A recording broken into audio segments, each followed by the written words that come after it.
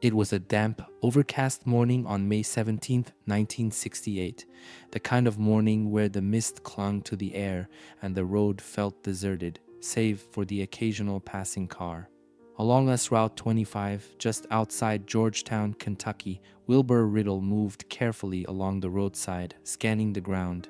He wasn't a detective or a lawman, just a scavenger, looking for discarded glass insulators from old telephone poles.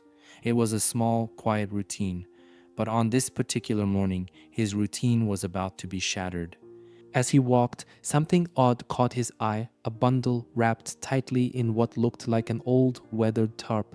At first, it seemed like debris, the kind of thing people tossed without a second thought. But there was something unsettling about it. The way it lay, too structured, too deliberately placed. Curiosity got the best of him. He took a step closer. That's when the smell hit him. A foul, gut-churning stench, thick and unmistakable.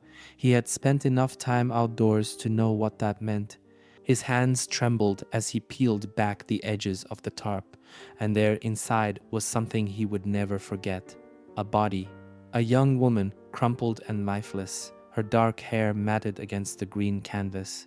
Her features had begun to change, the early signs of decomposition setting in, erasing details that could have told the world who she was. There were no belongings, no identification, no name, just a silent presence, discarded along the roadside like a forgotten object. Who had left her here? And why had they wrapped her so carefully, as if wanting to erase her completely? The tarp wasn't just an afterthought. It was thick, military style, the kind used for tents or heavy-duty equipment. It wasn't something that just happened to be lying around. Someone had chosen it deliberately. The way it was secured, wrapped tightly, protecting her body from the elements, made it clear. This wasn't the work of an amateur. Someone had taken their time. Someone had tried to conceal her. Investigators scoured missing persons reports, checking every file they had, but nothing matched. No one had reported a young woman missing in the area. No distraught family had come forward. No friends, no co-workers searching for answers. It was as if she had never existed. Had she been a drifter? A runaway? Or was she someone who was meant to disappear, erased by the very person who had put her here? With no ID, no purse, and no belongings to hint at who she was, investigators turned to forensic experts to reconstruct her features. Dark hair, small frame, estimated to be somewhere in her late teens or early 20s. She could have been anyone, a sister, a daughter, a friend, but she was no one, no name, no history. The newspapers gave her a name, Tent Girl. It was cold, impersonal. But without an identity, she became a story, a mystery to be puzzled over instead of a person to be mourned. Surely someone was missing her. Someone somewhere had to be searching for her. And yet, silence. No desperate parents pleading for answers. No missing person reports that matched her description. It was as if she had been erased before she had even been found. But why? Was it fear that kept her family from coming forward? Or had she been discarded by more than just the person who left her in that ditch? The autopsy confirmed what detectives already suspected. This wasn't an accident. This wasn't a case of someone getting lost and succumbing to the elements. She had been murdered. But how? Her body had been exposed to the elements for too long, robbing investigators of the usual forensic clues. There were no obvious gunshot wounds, no ligature marks around her neck, no clear signs of blunt force trauma. It was as if death itself had been as careful as her killer, leaving behind nothing but questions. And then another twist. The medical examiner couldn't determine an exact cause of death. No weapon, no violent injuries, no answers. Had she been strangled in a way that left no marks, poisoned, smothered, or had something even stranger happened? It was as if her killer had left her behind, not just to be forgotten, but to be unsolvable. With no name, no family stepping forward, and no way to bring her justice, authorities made a heartbreaking decision. In 1971, they buried her in Georgetown Cemetery under a simple, unmarked headstone. The inscription read, "10th girl found May 17th, 1968, gone but not forgotten." But was that true? Had she truly not been forgotten? Because the world moved on. The case faded from the newspapers. Investigators who once worked tirelessly on the case retired. Leads dried up. It was as if she had never existed at all. Why did no one come forward? Was her family unaware she was gone, or were they too afraid to ask questions? And what about the person who had left her there? If they had gotten away with this, had they done it again? Most cold cases reach a dead end, but was this truly the end of her story?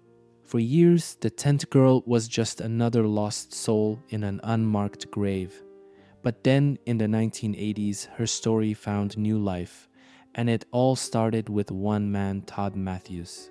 Matthews wasn't a detective. He wasn't even in law enforcement, but he had something no investigation had before, a personal connection. His father-in-law, Wilbur Riddle, was the man who had found her all those years ago, and Riddle had never forgotten her. The mystery had haunted him, and now it haunted Matthews too. Who was she? Who had done this? And most importantly, was there still a way to find out? Some would have said no. After all, decades had passed, but Todd Matthews refused to accept that. Could modern technology uncover what the 1960s couldn't? Could someone somewhere still be looking for her?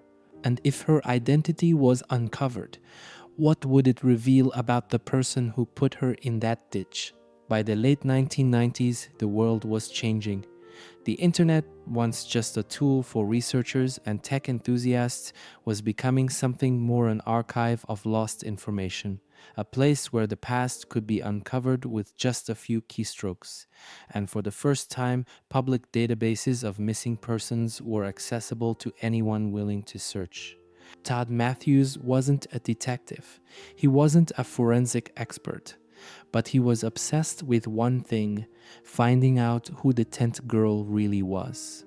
Night after night, he scoured the internet, combing through missing persons reports, old news clippings, and scattered bits of information.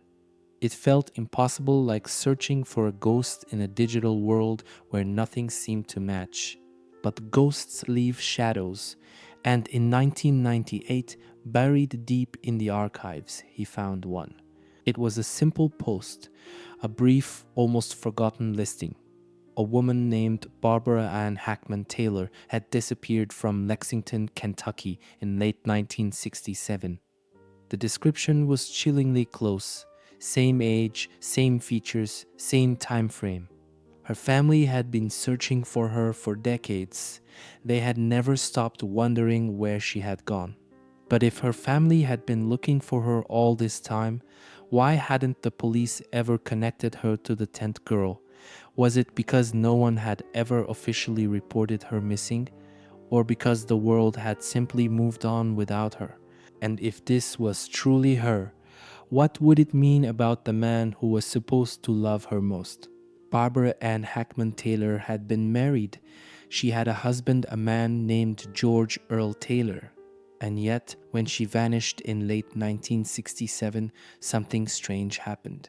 He never reported her missing.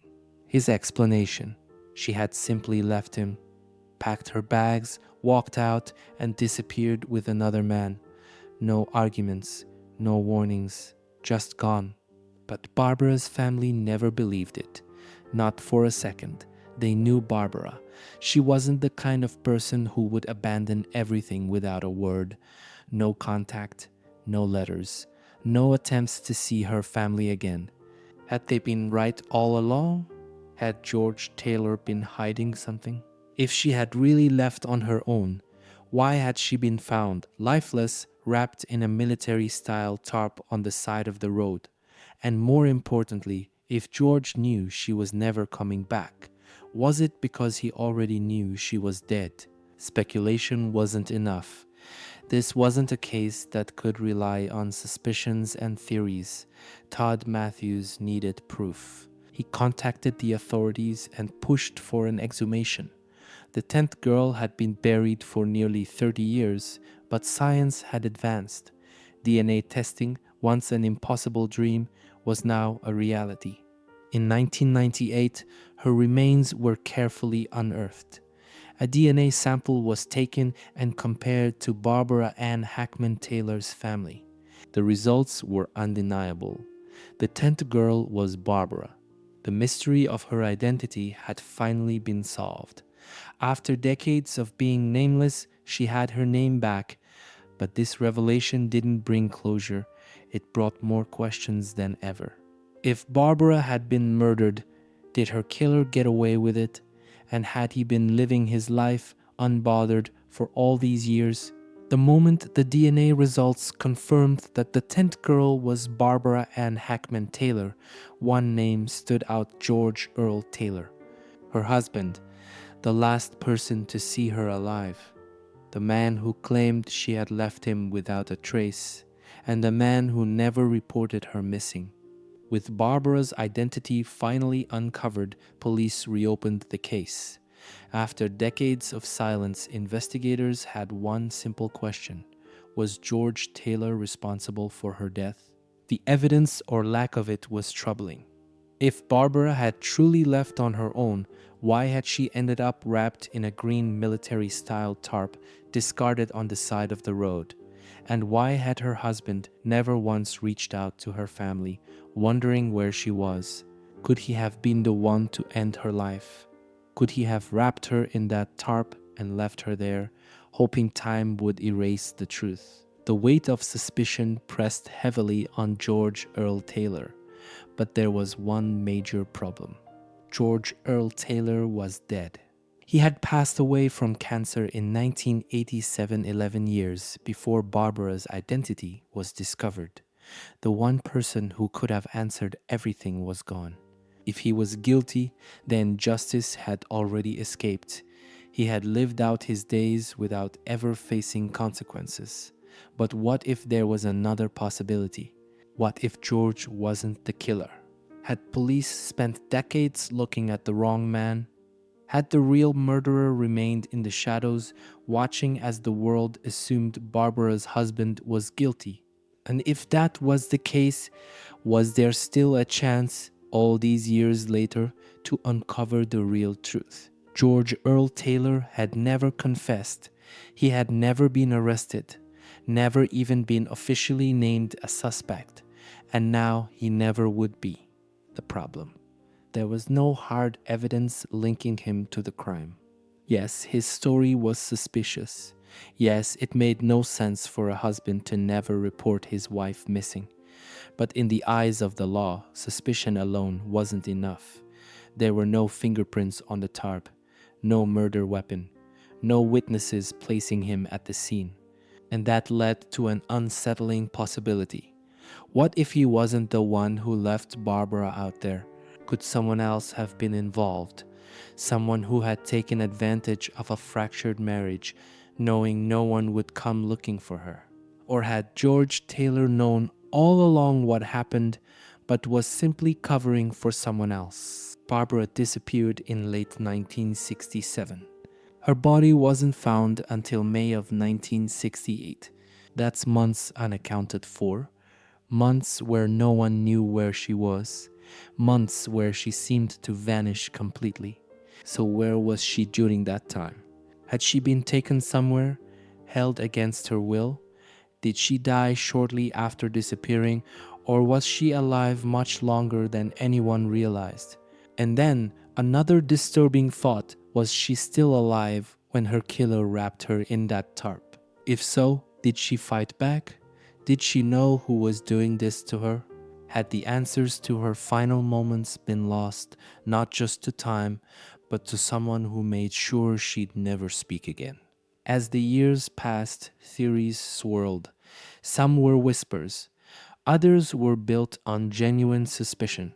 Some believed George Earl Taylor had a dark side that even those closest to him never saw. Could he have snapped in a fit of rage? Had their marriage been hiding something far more sinister than anyone realized? Others pointed to a different possibility. Barbara had been killed by someone she trusted, a friend, a relative, a stranger who had gained her confidence before turning on her. If that was the case, then George's refusal to report her missing may not have been guilt, but fear. Was there another person involved, someone who had kept quiet all these years? And if so, could they still be alive? Could someone after all this time finally come forward with the truth? Or was this case destined to remain in limbo, forever taunting those who searched for answers? For decades, Barbara's family had searched, begged, hoped. They had spent years wondering if she was out there somewhere, waiting to be found. Now they had their answer. She had been there the whole time, buried under a name that wasn't hers, lost in a case that no one could solve. Her identity had been restored. But was that enough? Closure should have come with justice, but there was none.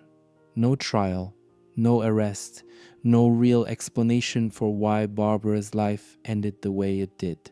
Her family wanted accountability. Someone somewhere had to know something. But as the years stretched on, hope faded. Would they ever get the truth? Or would Barbara's story always end with a question mark? The 10th girl was no longer just an unsolved mystery. She had become a landmark case in criminal investigations. Her story was one of the first in history to be solved using the power of the internet. Todd Matthews, just an ordinary man with an obsession for the truth, had done what law enforcement couldn't for decades. He had cracked a cold case using nothing but determination and the right tools. But Barbara Ann Hackman Taylor was just one name among thousands. If one forgotten woman could be identified after 30 years, how many more were still out there waiting? How many 10th girls were buried under the wrong name? How many cases sat in dusty folders waiting for someone like Matthews to dig them up? And most chilling of all, how many murderers had gotten away with it simply because no one ever put the pieces together? To this day, no one knows for sure what really happened to Barbara Ann Hackman Taylor. The man who should have had the answers. Her husband, George Earl Taylor, died without ever facing questioning, without ever admitting anything, without ever giving Barbara the justice she deserved. But was he truly guilty, or had the real killer escaped all suspicion? If George wasn't the one who ended her life, who was? Was there someone else out there, still alive, carrying the truth like a secret they'd take to their grave? And if so, would they ever break their silence? Or would Barbara's ghost haunt the unknown forever? Decades have passed since Barbara Ann Hackman Taylor was identified. But does that mean the case is truly closed? Technology has advanced. DNA forensics can now detect things that were impossible to see in the past. Old evidence, if any still exists, could be re-examined with new methods. Could there be a clue waiting to be uncovered, hidden in the fibers of that green tarp? Could new forensic techniques finally reveal who handled it? And what about witnesses? People talk, secrets slip. Could there be someone, maybe a former friend, a relative, even a stranger who knows more than they ever let on? Someone who's been carrying a piece of the truth but never realized its importance. Cold cases have been solved long after they were declared unsolvable. So why not this one? Could one more breakthrough finally expose Barbara's killer? Or is the truth lost forever? So what really happened to Barbara Ann Hackman Taylor? Was she murdered by her husband, George Earl Taylor, the man who never reported her missing, the man who never looked for her? Or did someone else take her life? A stranger? A secret acquaintance? Someone whose name never once came up in the investigation? For 30 years, she was buried without a name. And even now, the biggest question of all remains unanswered. Will the truth ever come out? Or is Barbara's case destined to remain a cold mystery, one that will haunt us, just like she haunted the road where she was found? Let me know what you think in the comments. Could this case still be solved, or has the truth been buried forever?